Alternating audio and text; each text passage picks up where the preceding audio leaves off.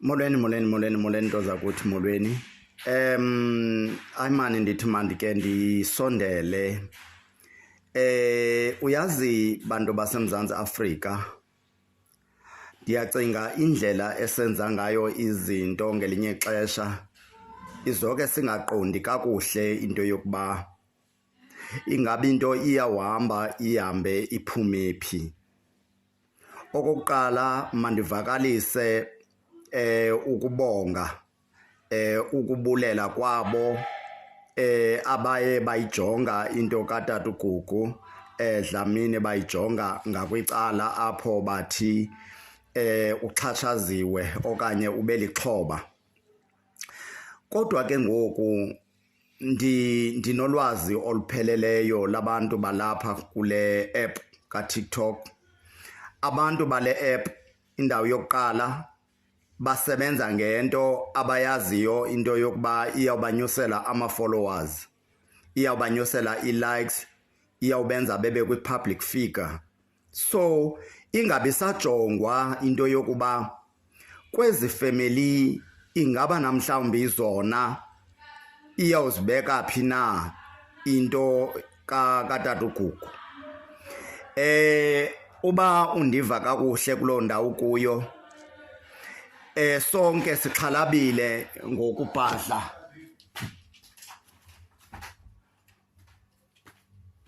Sonke sixhalabile ngokubhadla komuntu ejele.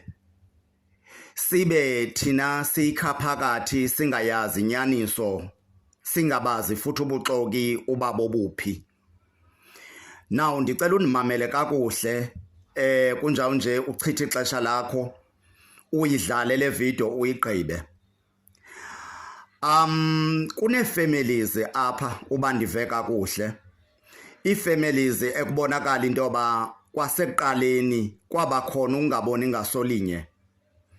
Ngoku ingenelelwe ngabantu abangazizo ezi family, ingenelelwe ngabantu abafuna ukufezekisa iinjongo zabo, ingenwa ngabantu abanenjongo zokuvela emphakathini.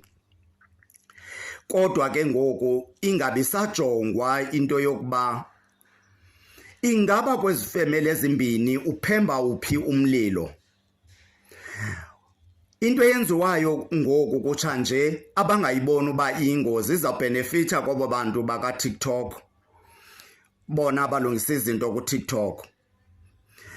Bazawubhenefitha bona, kodwa that family engavaniyo into engaphembelela ingangumlilo ekunoba nzima ukucikeka.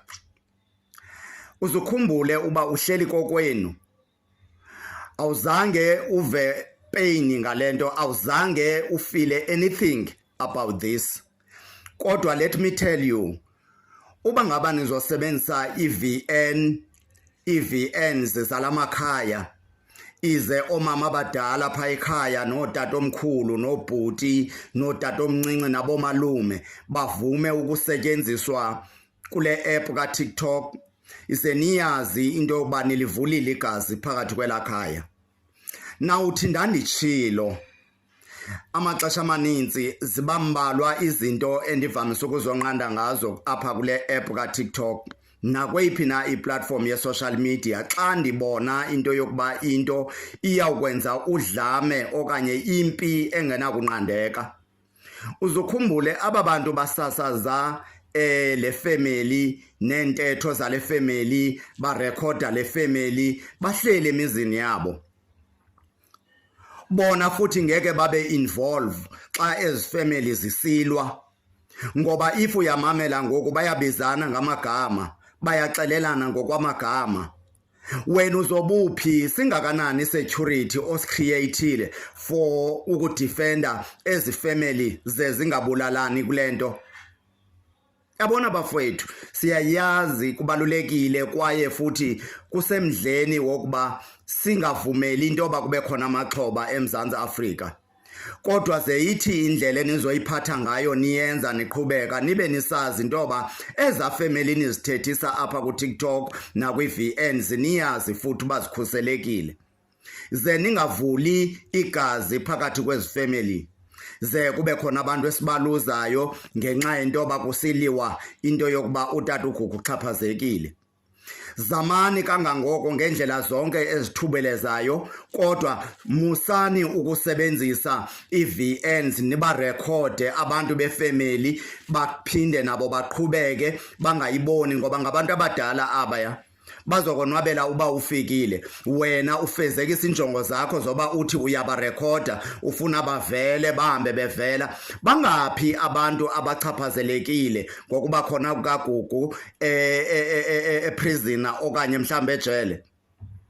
Bangaphi abantu abafumaniseke intoba ababoni ngasolinye kule nto? Nenzani ngoku? Lungakanani ukhuseleko lale family njengoba ngoku nisenza ngolhlobo nibarekhoda nibaqopha bethetha ngomnye, omnye wehla komnye, omnye wehla komnye ngendlela? Bakhuseleke kangakanani aba bantu? Bafethu, masivuleni ingqondo zethu, masenzeni izinto ngendlela ephucukileyo, masenzeni izinto ngokukhusela abanye abantu, masingajongi phambi kwenzwane.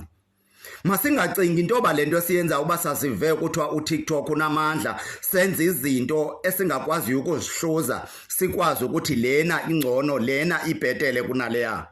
Nenza ntoni umthetho wakhona? Yintoni niyenzayo eMzantsi Afrika? Kuba nifuna nina inzuzo ngakuni, nifuna i-followers, nifuna o-like, nifuna yonke lento. Nifuna kwenzeke ntoni? Mamelani apha. Umama apha uyathetha xa ethethayo umama ubiza amagama abantu.